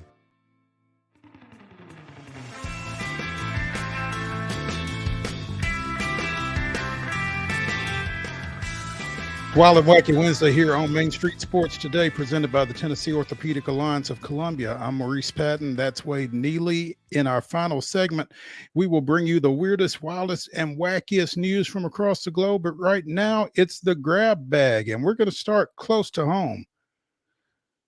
Pulaski correspondent Wade Neely, what's happening on campus? Well, depends on which lens you're looking through, Mo, because a couple weeks ago, UT Southern men's basketball coach Dugan Lyon announced he would be stepping down.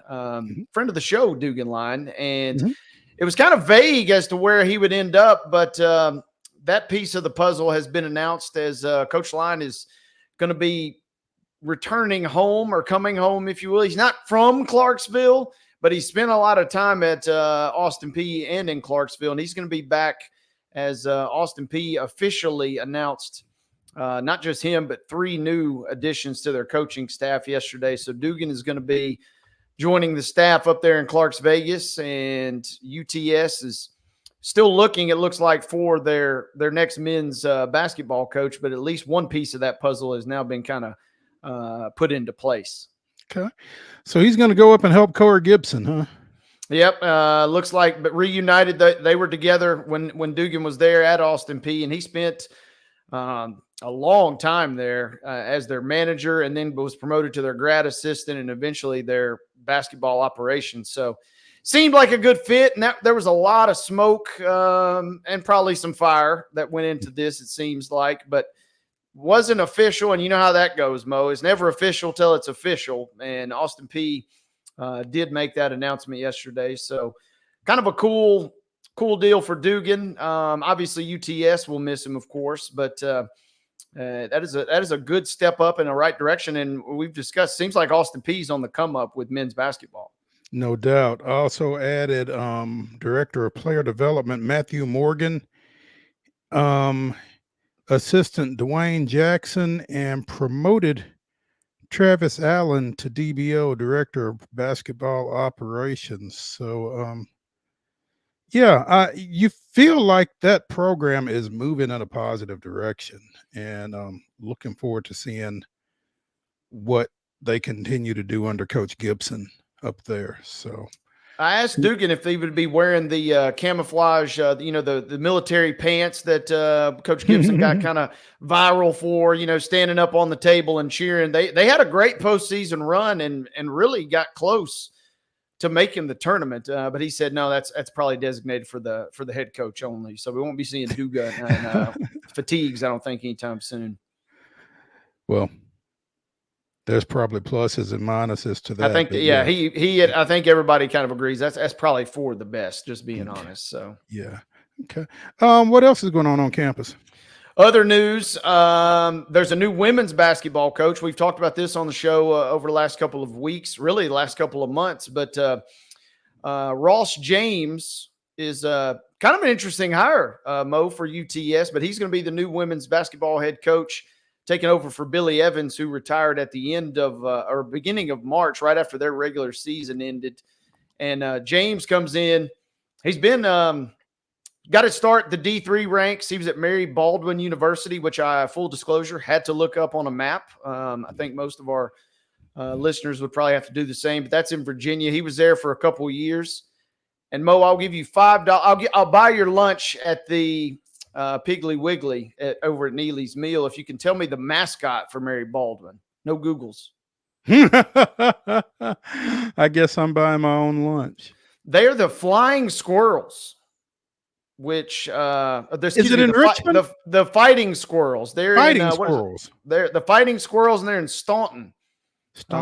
Okay, the reason I ask is because the minor league team in Richmond is the Flying Squirrels. So, but these are Fighting Squirrels, and they're in Staunton. I don't know which is more intimidating, right? The Flying Squirrels or the Fighting Squirrels? This is a soft segue into Wild and Wacky here with the mascot. But something's going on in Virginia with the squirrels, right? I think I would be a little bit more intimidated by a Fighting Squirrel. Maybe a Flying Squirrel would just avoid me. Yeah, just duck out of the way. Yeah. So he got his head coaching chops there, and then he's been an assistant at Fordham, Utah State, and Sacred Heart. So he comes in with some Division I experience, and that closes a good little chapter for UTS because they were without a coach for a couple months there. So that is kind of some good news. And as I mentioned, the men's basketball, haven't heard much chatter. Kind of quiet on the campus in that regard for men's basketball, but Coach James. And looks like he's going to keep his assistant, who's a former UTS standout, Maria Zimdars. She played for Coach Evans and then came on as an assistant. Looks like she's going to stay. And that's about all UTS got going on at the moment. Kind of quiet, as you know, during some of these small college summer months, but a couple of big pieces of news there. He looks like a relatively young guy, 2009 graduate of Millsaps. Yeah, seems like he's got, a decent resume coming in. And this is kind of an interesting hire, right? Because for all the success that UTS men's basketball has had, their women's program has not. They've had some flashes, but they haven't had sustained success except for the years when Kyle Bent was their women's coach. And so having Coach James come in, maybe some chops. He's been around small colleges. I think that's kind of a key piece of the puzzle too. We sometimes we put these big resumes on paper, and yeah, they look cool and they look fancy. You've had some Division I experience, but until you've coached and kind of been in the nitty gritty at these smaller schools, sometimes that accounts, in my opinion, more than your Division I experience. So I'm excited to see what he kind of brings to the table, because that's a program that had kind of been on the come up. And then when Coach Billy Evans took over, as we mentioned, by his own admission, he said, I've got a good roster and this is a good program. I just hadn't done a good job with it. I do appreciate that candor. That is Billy Evans to a T. He will be sorely missed. For me personally, for a variety of reasons. He's one of my neighbors, first and foremost. But number two, he is a walking soundbite, and he tells it exactly like it is. And he's got that candor and that refreshing quote coach speak about him for sure. But yeah, he'll be missed in the community. But he did a good job for everything outside of wins and losses, which at a small school, sometimes wins and losses aren't your true goal or objective, right? I know that sounds weird to say, but at a smaller school, sometimes a lot more goes into it than that. Absolutely. Speaking of coaching changes, we have seen one in the area high school soccer ranks, as Brentwood High School's Mike Purcell announced over the weekend he will be stepping down. Speaking of friends of the show, Charles Pulliam of the Williamson Herald has an article on Coach Purcell's retirement after 22 seasons at the top of the Bruins program, which included 15 state tournament berths and 5 TSSAA state championships. That's not bad. Man, yeah. You just say Brentwood soccer, you think of Coach Purcell and you just think of excellence, right? I mean, 350 plus wins. Mm-hmm. You just mentioned 15 state tournament trips at the highest level. Right. It's kind of interesting too, because not all sports, the best quote unquote quality gets played at the highest classification. But in soccer, it feels like that's one sport where AAA, I mean, that is your elite of elite. So we're talking about a titan in terms of high school soccer coaching in our neck of the woods.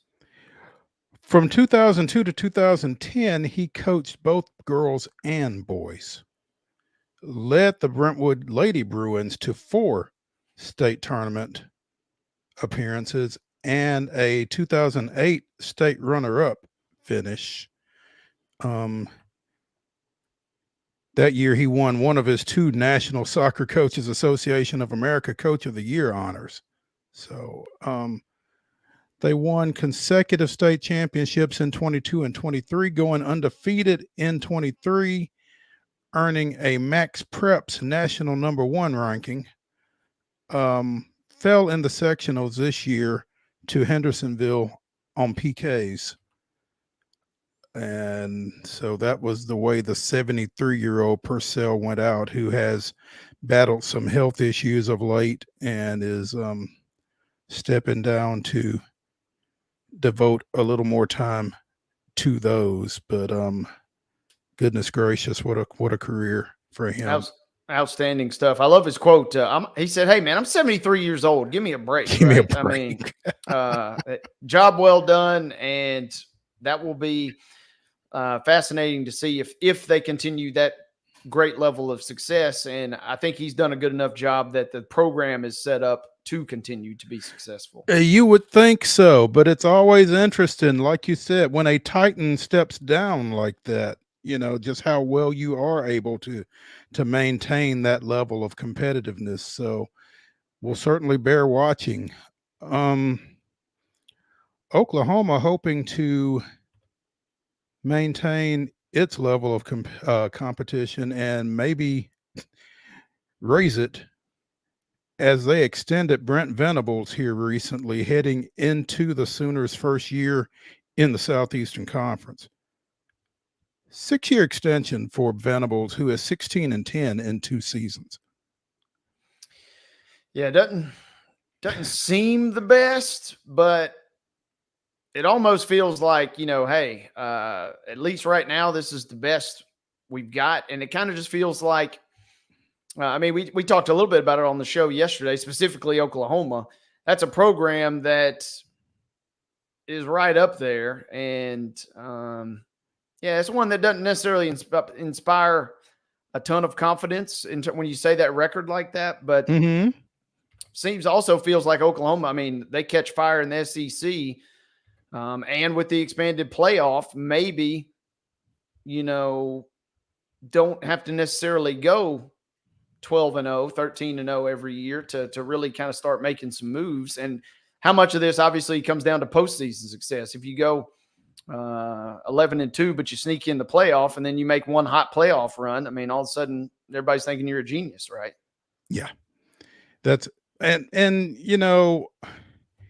any coach will tell you that recruiting is the lifeblood, and this is probably as much a strike at that as anything. A 6-year extension pretty well says you're off the hot seat, and there's plenty of money in Oklahoma. If they decide to get rid of him, the length of contract is not going to be an issue. But the perception is, well, he's safe. They've just extended him for 6 years. So it's interesting. He was in year 3 of a 6-year deal. So they have added another 6. What did I just see here too? I got my fancy new Phil Steele, which we'll be referencing a lot at media days. Let's see here. Oklahoma is not, necessarily projected. They're in a tie for 5th right now in the SEC, according to Phil Steele. Georgia, Texas, Alabama, Ole Miss, LSU, and then Missouri and Oklahoma. The crazy thing is, as we've discussed, though, is you don't now, thanks to this playoff expansion, have to be number 1 or number 2. No, you don't. But I am very interested to see. So much of this has been about Texas on this show today, but I'm very interested to see how Oklahoma kind of fits into this puzzle going forward. Sure. Yeah. I mean, there are those that would kind of tell you they're the other team that's coming, but right. And that's public perception wise. That's how it feels, right? Oklahoma's probably like, man, what do we got to do to get some love here? Or maybe, well, you got to not be 16-10 in back-to-back seasons, I guess. Not be 16-10, not have these crazy baseball coaching hires. I mean, maybe Oklahoma's kind of just trying to lay in the weeds a little bit here somewhat. It's been announced here in the last couple of days that the LA Sparks' Derica Hamby will replace Cam Brink on the U.S. 3x3 women's basketball team for the upcoming Olympics. I think Hamby was kind of the last person out when that roster was created for the Paris Olympics.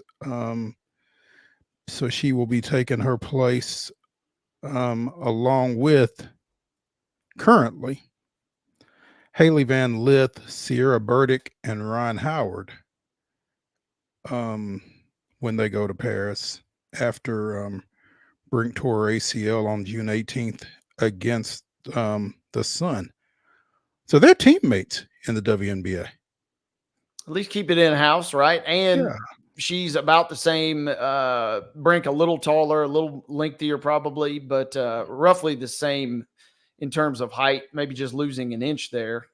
So kind of keep, I guess, somewhat, it's not a true plug and play, obviously, because Cam Brink's kind of a unicorn in that regard, but at least keep it a little kind of in flow, if you will.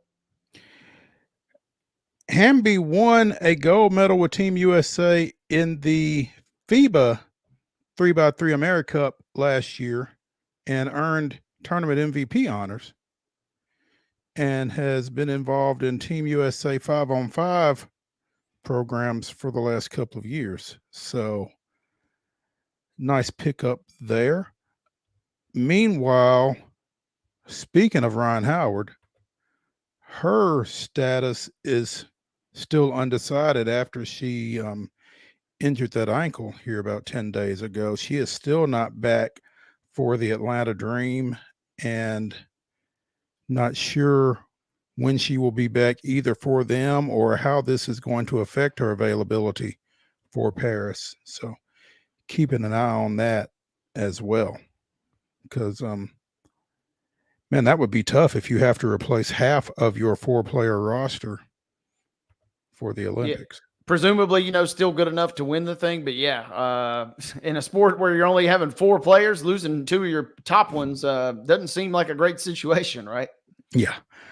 Finally in the grab bag, I don't know that there was a more fascinating participant in March Madness than NC State's DJ Burns, the former Tennessee signee who really kind of sprang onto the national landscape with the Wolfpack's run through the ACC tournament and through the NCAA tournament into the Final Four as a number 11 seed. Well, DJ, since last seen, has dropped 45 pounds. Wow. Getting ready for his next step as he, again, tries to secure the bag. But, man, this is a great article on him on CBSSports.com by Matt Norlander. If you get a chance, go check that out, because this guy, he's just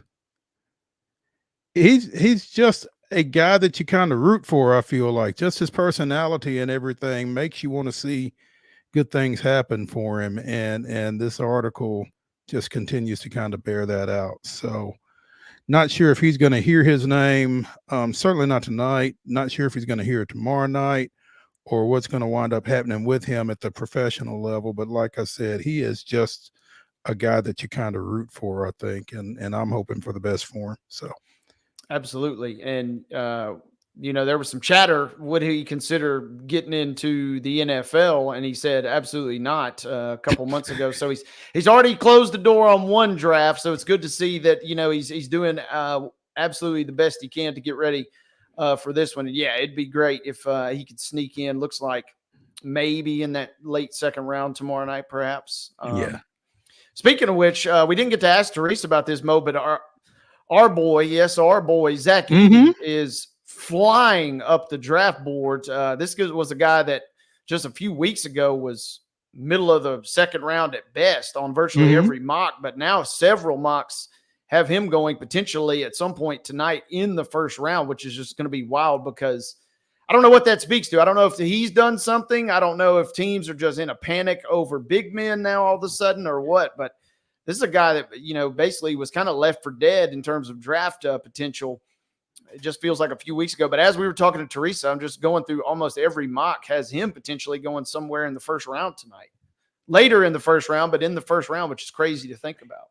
I think, Wade, it may be more, like you said, of a big man run kind of thing than anything. I think some folks might be panicking a little over the absence thereof, because I don't know how much he could have done to really change who or what he is. So it'll be interesting to see if he goes tonight or tomorrow or when it is. But it'll be something to keep an eye on. If the Grizz don't trade up and get Klingon, or if they do something weird and end up taking Edey, I will probably cry tears on the show tomorrow. We've mentioned I was in Las Vegas at the old rest in peace ESPN zone when they drafted Hasheem Thabit, and I cried then, and I probably will cry tonight if they take Edey as well. So they need a big man, but not that bad. Not that big man. Yeah. Right. Sounds 12. Jacksonville 11, final in 10 innings. Let's see.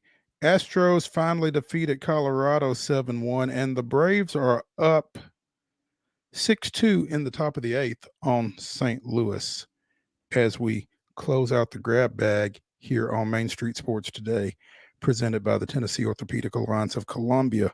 Let's go to a break, and when we come back, it'll be Wild and Wacky Wednesday. Stay tuned.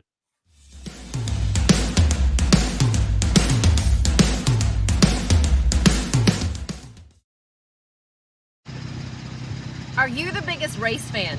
Main Street Media and Rackley Roofing are teaming up to send a family of 4 to the Rackley Roofing 200 truck race at the Nashville Super Speedway on June 28th. All you have to do is head to your favorite Main Street Media site and click on the Rackley banner to win.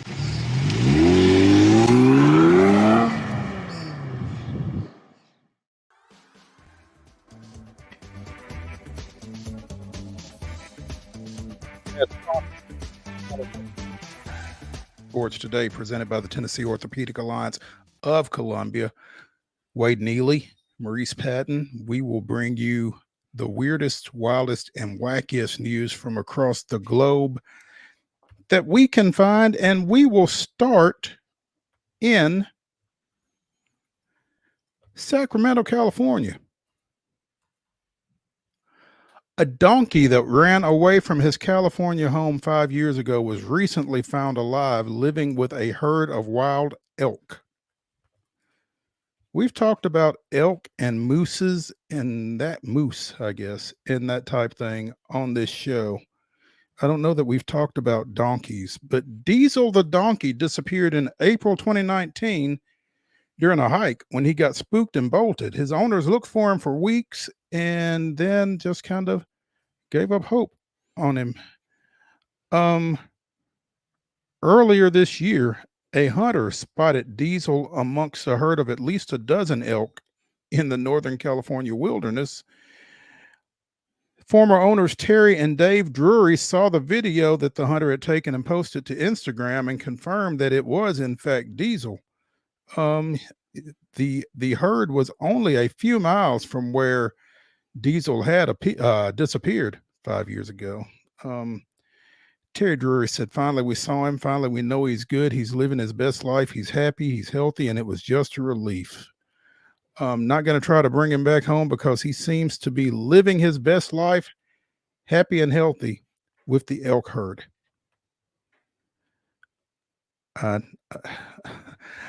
A donkey in the midst of elk.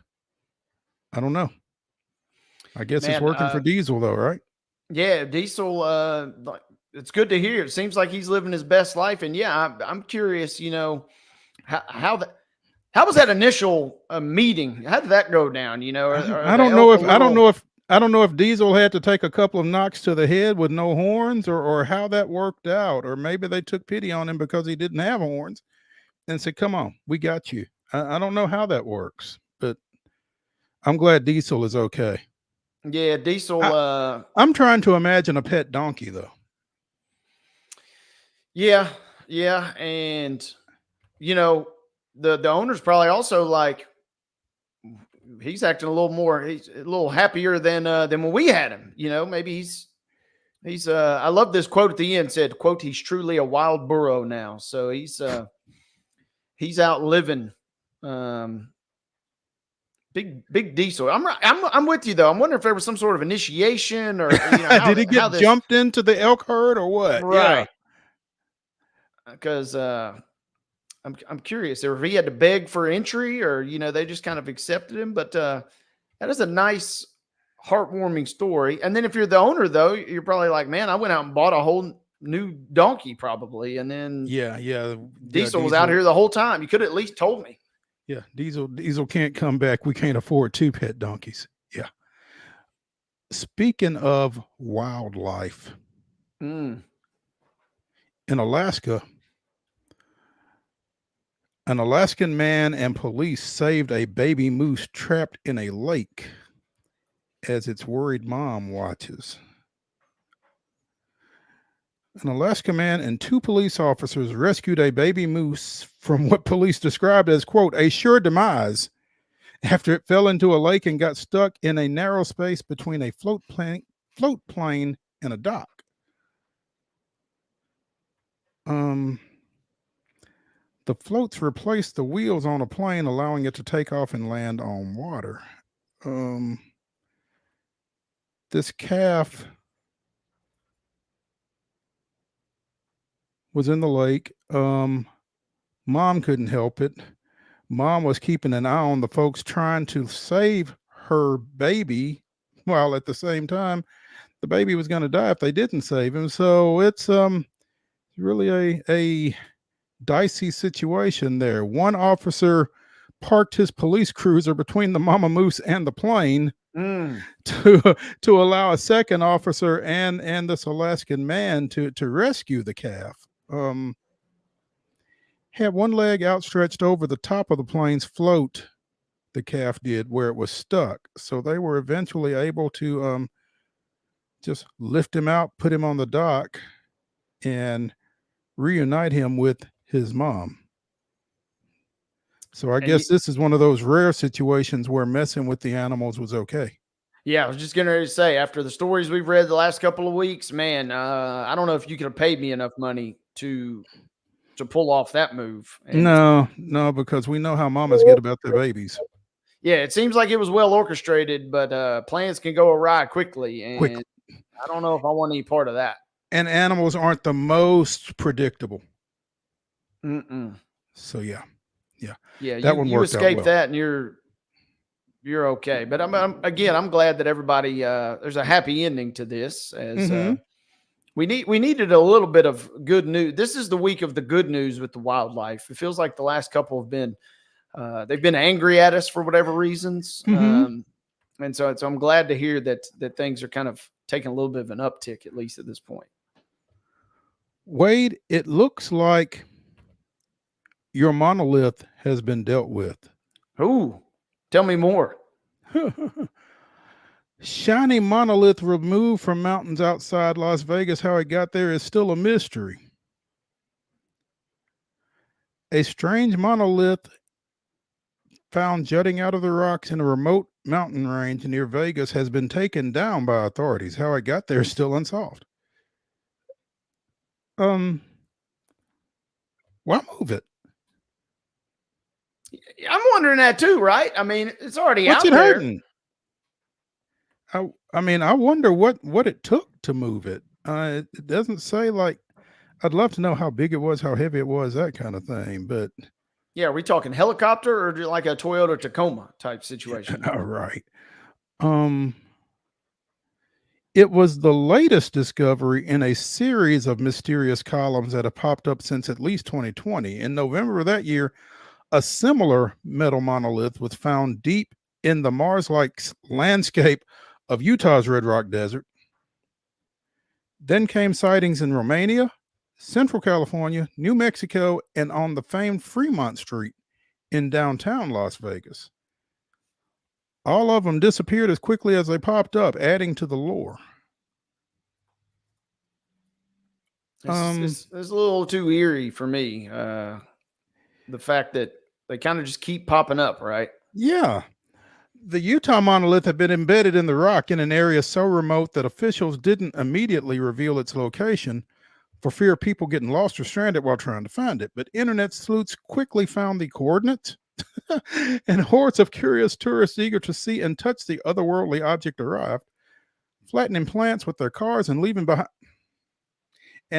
behind human waste in the bathroom-free backcountry. Oh. People will people. Authorities said the same concerns led them to tear down the latest monolith on Thursday. So now we know why they tore it down. It was illegally installed on federal land, established to protect bighorn sheep, and is home to rare plants and desert tortoises. The Desert National Wildlife Refuge, which is managed by the U.S. Fish and Wildlife Service, is the largest wildlife refuge outside of Alaska and can cover the state of Rhode Island twice. Wow. That's wild and wacky. That's Wild and Wacky Wednesday here on Main Street Sports Today, presented by the Tennessee Orthopedic Alliance of Columbia. Tune in tomorrow at 2 o'clock when our guests are Jeff Forehand, Lipscomb baseball coach, and Heather Williams as we talk a little NASCAR. We will see you right here at 2 o'clock. Y'all have a great rest of your hump day.